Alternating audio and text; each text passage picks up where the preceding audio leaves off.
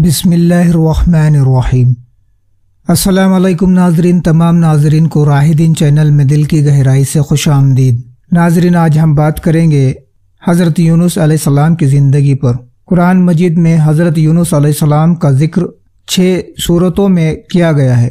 سورہ نساء، انعام، یونس، الصفات، انبیاء اور الکلام، ان میں سے پہلی 4 سورتوں میں نام کا ذکر ہے اور آخر کے 2 سورتوں میں جنون اور صاحب الحد کہہ کر صفت ظاہر کی گئی ہے۔ یہ بھی واضح رہے کہ سورہ نساء اور نعام نبیوں کی سوچی میں صرف نام کا ذکر ہے اور باقی سورتوں میں واقعوں پر تھوڑی سی روشنی ڈالی گئی ہے، اور حضرت یونس علیہ السلام کی مبارک زندگی کے صرف اسی پہلو کو نمایاں کیا گیا ہے جو ان کی پیغمبرانہ زندگی سے جڑا ہوا ہے اور جس میں رشد و ہدایت کے الگ الگ گوشے سوچنے سمجھنے کی دعوت دیتے ہیں۔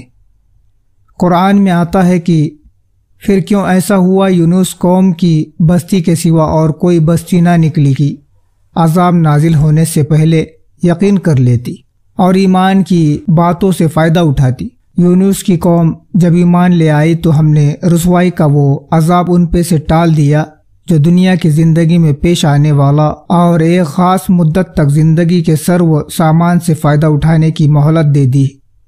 اور جنون یونس کا معاملہ یاد کرو، جب ایسا ہوا تھا کہ وہ حق کے راستے میں گھبرا کر چلا گیا، پھر اس نے خیال کیا کہ ہم اس کو تنگی آزمائش میں نہیں ڈالیں گے۔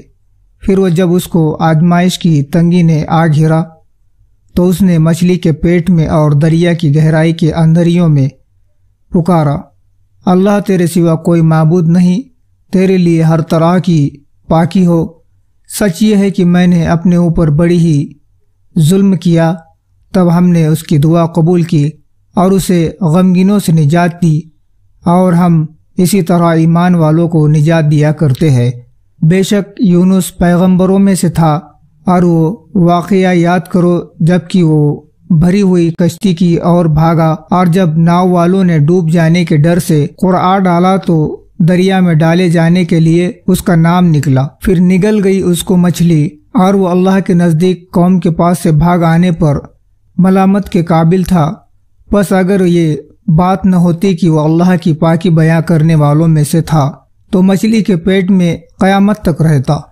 پھر ڈال دیا ہم نے اس کو مچھلی کے پیٹ سے نکال کر چٹین زمین میں، اور وہ ناتوا اور بے حال تھا، اور ہم نے اس پر سائے کے لیے ایک بیل والا پیڑ اگایا، اور ہم نے اس کو 1,00,000 سے زیادہ انسانوں کی طرف بنا کر بھیجا۔ پس وہ ایمان لے آئے، پھر ہم نے اس کو ایک مدت موت کے پیغام تک زندگی کے سامان سے نفع اٹھانے کا موقع دیا۔ پس اپنے پروردگار کے حکم کی وجہ سے صبر کو کام میں لے آؤ، اور مچھلی والے یونس کی طرح بے صبر نہ ہو جاؤ، جبکہ اس نے اللہ کو پکارا اور وہ بہت غمگین تھا۔ اگر یہ بات نہ ہوتی کہ اس کے پروردگار کے فضل نے اس کو گود میں لے لیا تھا تو وہ ضرور چٹین میدان میں ملامت کا مارا ہو کر پھینک دیا جاتا۔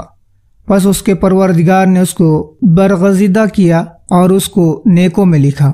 حضرت یونس کو سورہ انبیاء نے جنون کہا ہے، اس لیے کہ پرانی عربی زبان میں نون مچھلی کو کہتے ہیں، اور القلم میں صاحب الحد سے یاد کیا گیا ہے کیونکہ حوت بھی مچھلی ہی کو کہتے ہیں، اور ان پر مچھلی کا حادثہ گزرا تھا، اس لیے مچھلی والا ان کا لقب ہو گیا۔ نسب و زمانہ بخاری شریف کی ایک روایت میں ہے کہ حضرت عبداللہ بن عباس رضی اللہ عنہ سے صاف صاف روایت کیا گیا ہے کہ متا والد کا نام ہے اور اہل کتاب یونس کا نام بونہان بوناہ اور ان کے والد کا نام امتی بتاتے ہیں۔ جہاں تک ان کے زمانے کا تعلق ہے تو حضرت امام بخاری رحمۃ اللہ علیہ نے کتاب الانبیاء میں جو ترتیب قائم کی ہے اس میں یونس کا ذکر حضرت موسیٰ علیہ السلام، حضرت شعیب علیہ السلام اور حضرت داؤد علیہ السلام کے درمیان کیا گیا ہے۔ دعوت کی جگہ عراق کے مشہور و معروف مقام نینوا کے باشندوں کی ہدایت کے لیے وہ ظاہر ہوئے تھے۔ نینوا آشوری حکومت کی راجدھانی تھی اور موصل کے علاقے میں مرکزی شہر تھا۔ قرآن میں اس شہر کی آبادی 1,00,000 سے زیادہ بتائی گئی ہے۔ وفات یونس علیہ السلام کی وفات اسی شہر میں ہوئی جس کے جانب کو بھیجے گئے، یعنی نینوا میں، اور وہی ان کی قبر تھی۔ شاہ صاحب کا یہ قول صحیح ہے۔ تو ناظرین، ملتے ایک دوسرے ویڈیو میں۔ دین کی بات کو زیادہ سے زیادہ شیئر کریں اور لائک اور سبسکرائب کرنا نہ بھولے۔ السلام علیکم، اللہ حافظ۔